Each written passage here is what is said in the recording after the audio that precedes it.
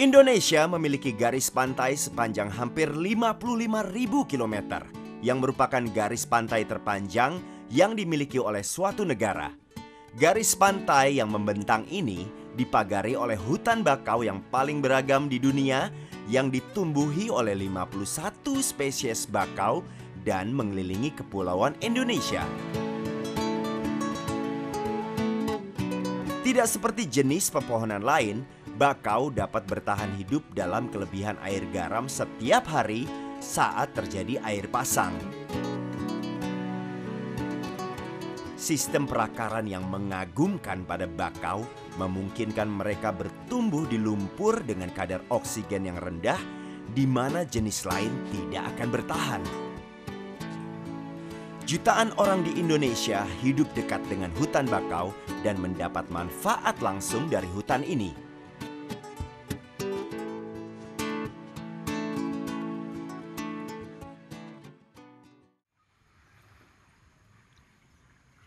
Ini adalah hutan bakau di Pulau Buton, Sulawesi Tenggara yang masih banyak yang terpelihara.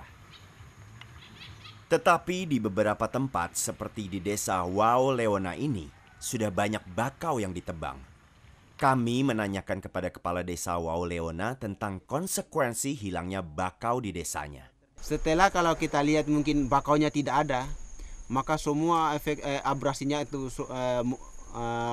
dampak negatifnya semua terkena pada masyarakat, khususnya petani-petani atau nelayan-nelayan kami ada di sini. Kemudian juga ditambah dengan kami karena berada di pesisir itu, maka sekarang sudah kita rasakan itu abrasi setiap tahunnya memaksa mengikis di belakang rumahnya masyarakat. Perakaran dan batang bakau memang sangat baik dalam menyerap hantaman ombak. Mereka bagaikan pagar hijau yang sangat efektif untuk melindungi pesisir pantai dari erosi. Biayanya pun jauh lebih murah dibanding membangun pemecah ombak yang biayanya bisa melebihi 5 juta rupiah per meter. Hutan bakau tidak hanya melindungi tanah, tetapi juga berperan dalam melindungi perekonomian.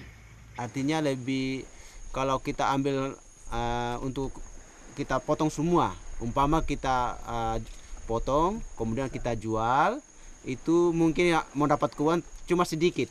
Dibanding ini bakau kita pelihara, mungkin adanya penanaman kembali.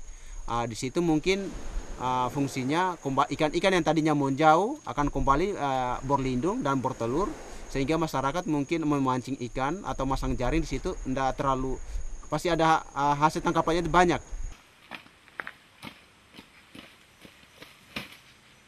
Bapak Juliadin dari desa Labundo-Bundo telah lama menggantungkan hidup pada perikanan di sekitar kawasan bakau di dekat tempat tinggalnya.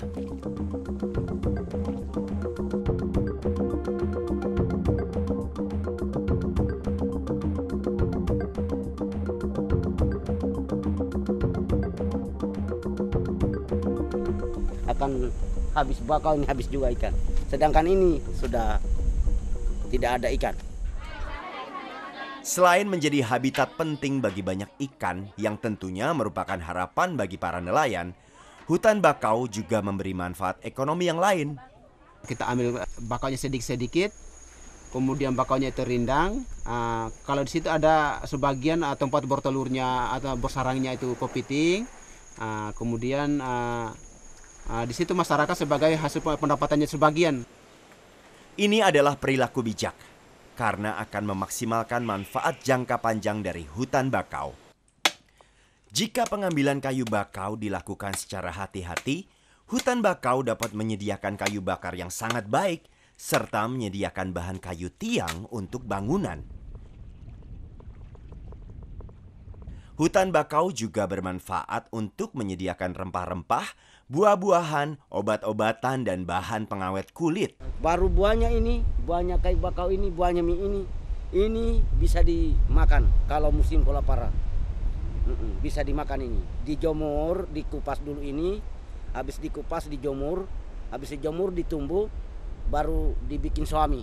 Meskipun banyak dari hasil tersebut yang tidak dijual, namun harganya bisa bernilai ratusan hingga ribuan dolar setiap tahun bagi masyarakat lokal. produk untuk bakau, artinya di samping untuk jadikan kayu bakar itu dijadikan juga bahan bangunan seperti rumah, ramuan panjang. Artinya di sini kan karena bakau itu bagus, lurus, besar, isinya padat, sehingga mereka sebagian dipergunakan alat-alatnya bahan bangunan ini tadi. Tetapi tahukah kita bahwa nilai hutan bakau telah jauh melampaui harga pohon-pohon bakau itu sendiri? Hampir 200 spesies ikan menggunakan bakau sebagai tempat membesarkan ikan-ikan muda yang sebagian diantaranya merupakan jenis-jenis yang sangat penting bagi perikanan lepas pantai. Di banyak tempat di seluruh dunia, termasuk Indonesia, para ilmuwan telah menunjukkan bahwa hasil tangkapan ikan komersial berhubungan langsung dengan luasnya hutan bakau di wilayah itu.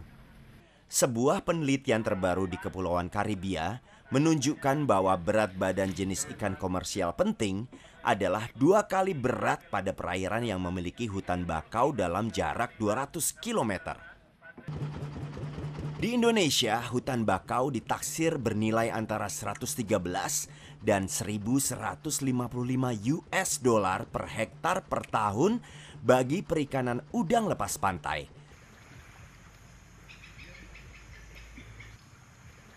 Hutan bakau juga sangat penting untuk menjaga kebersihan perairan lepas pantai. Jaringan perakaran yang rumit memperlambat aliran ombak besar dan sungai yang menyebabkan partikel-partikel debu mengendap dan membentuk pantai lumpur.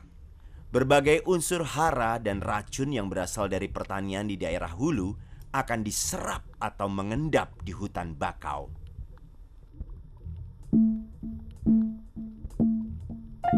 Kondisi ini memastikan kebersihan perairan lepas pantai, yang berarti penting bagi habitat-habitat yang peka seperti terumbu karang yang bisa mati perlahan akibat penumpukan debu atau zat hara.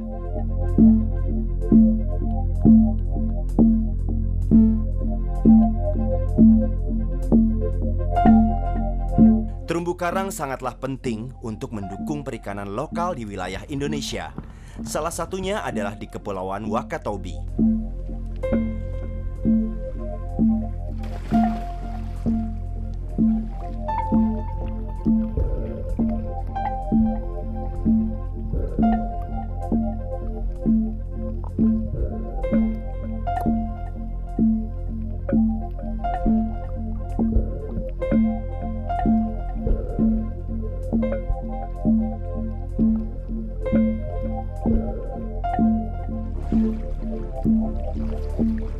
Terumbu karang juga dapat memberi penghasilan tambahan yang lumayan apabila dapat mendatangkan para wisatawan.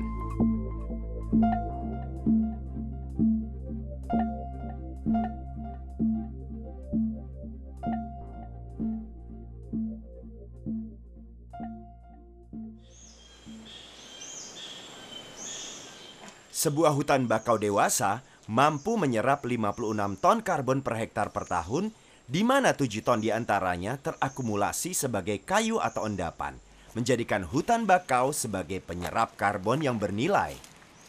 Bila mempertimbangkan perdagangan karbon internasional, hutan bakau dapat menjadi komoditi internasional yang sangat bernilai bagi pendapatan negara Indonesia. Terdapat sangat banyak bukti bahwa bakau bukan hanya menjaga tanah, juga perekonomian, bahkan nyawa kita sendiri.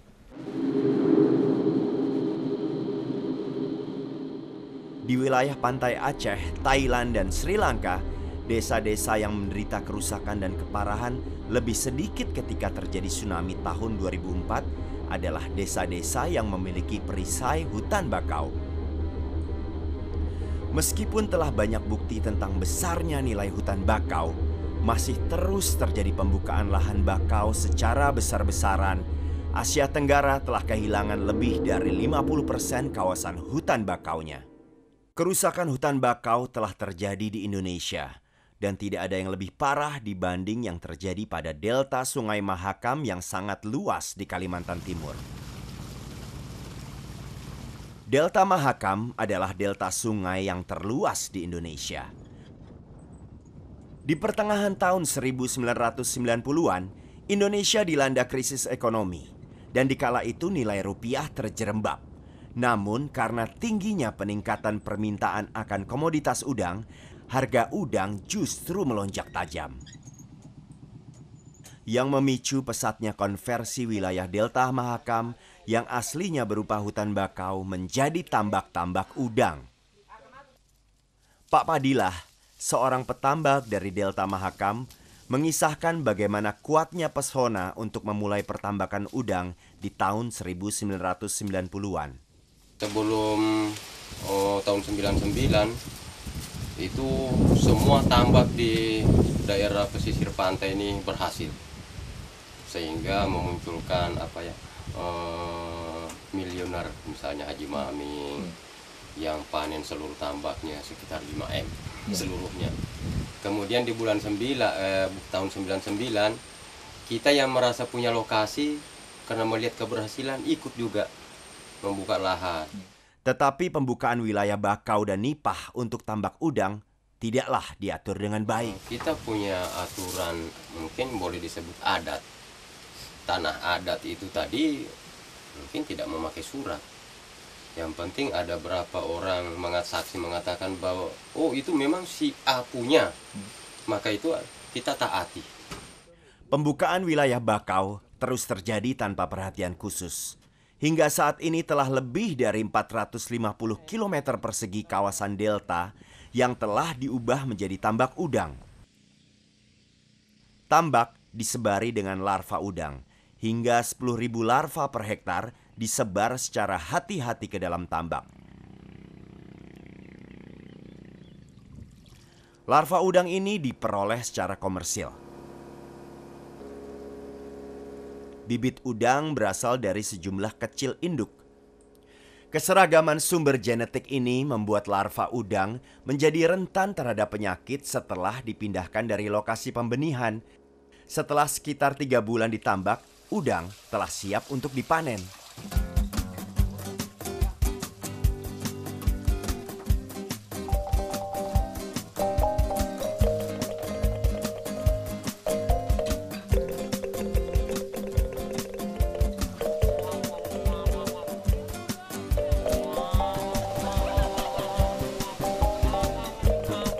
Pemanenan udang dilakukan pada malam hari karena saat itulah udang mulai aktif berenang di tambak dan lebih mudah masuk ke jaring.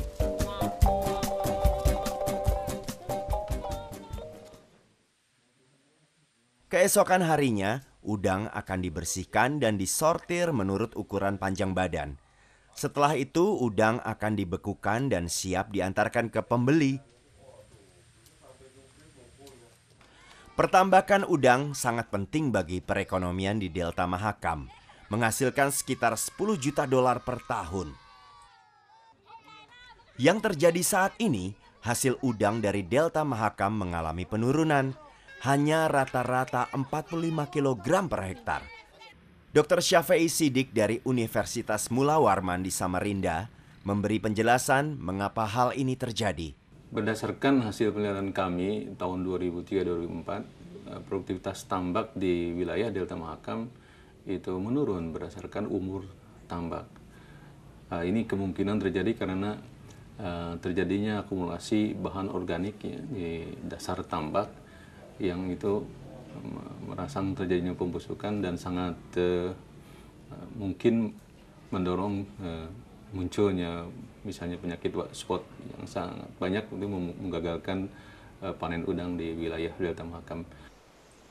Kerugian akibat hilangnya jasa lingkungan yang disediakan oleh hutan bakau akibat pembukaan lahan untuk membuat tambak sangatlah mahal, bahkan mencapai ratusan atau ribuan dolar per hektar. Ini adalah harga yang sangat tinggi. Mengingat tambak udang memiliki usia yang terbatas dan menurun produktivitasnya setelah 11 tahun atau kurang. Pihak yang seringkali menyerap keuntungan terbesar adalah para pemilik tanah yang kaya yang tinggal di luar komunitas bakau dan para penduduk setempatlah yang akhirnya membayar ongkos setelah bakau mereka hilang. Dr. Syafei Siddiq dan rekannya mencoba menemukan jalan bagaimana pertambakan udang bisa ditingkatkan sejalan dengan mempertahankan jasa lingkungan yang disediakan oleh bakau. Kita sebenarnya mencoba mengembangkan tambak udang yang kita sebut silvofisheries, itu gabungan antara perikanan udang dengan penanaman mangrove ya, dalam rangka merehabilitasi hutan-hutan mangrove yang sudah rusak ini tanpa menghilangkan usaha masyarakat ya, dalam budidaya udang di tambak ya. Pada jenis silvofishery ini, di mana udang atau ikan dibudidayakan dalam saluran yang mengelilingi pohon-pohon bakau, dikenal sebagai empang parit atau tambak tumpang sari.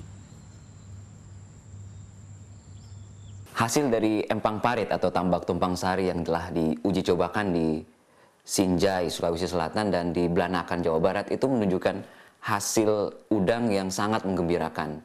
Selain itu, ditambah lagi dengan hasil panen dari ikan bandeng dan kepiting yang menambahkan penghasilan bagi para petambak di sana dengan sangat tinggi. Ternyata ada banyak rancangan untuk model tambak silvofishery. Seperti contoh yang satu ini, kolam peliharanya diletakkan di tengah. Dan pada model yang lain, kolam pelihara itu diletakkan di sepanjang sisi tambak. Tetapi kesemuanya memiliki persamaan, yaitu mereka berhubungan erat dengan hutan mangrove dewasa di dekatnya. Manfaat adanya hutan bakau dewasa di tambak tumpang sari adalah untuk membersihkan air yang masuk dan air yang keluar kembali ke lingkungan. Mengapa ini penting? Karena air yang bersih akan memperpanjang usia tambak. Juga akan menurunkan resiko dari penyakit-penyakit udang. Dan yang paling penting adalah diharapkan dengan kedua manfaat tadi, hasil panenan akan meningkat. Adanya hutan mangrove dewasa di dekat tambak adalah tempat yang ideal bagi perkembangan udang-udang liar, juga kepiting yang bernilai, sehingga petani dapat mengumpulkannya dan mendapatkan penghasilan tambahan sepanjang tahun. Habitat bakau tetap dipelihara dan terus menyediakan jasa lingkungan sebagaimana hutan bakau yang utuh.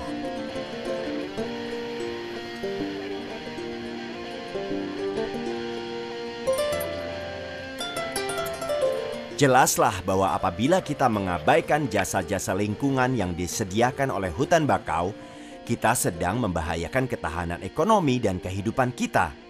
Indonesia sangat membutuhkan hutan bakaunya. Kita sendirilah yang bertanggung jawab untuk memelihara dan memperbaruinya untuk generasi masa depan.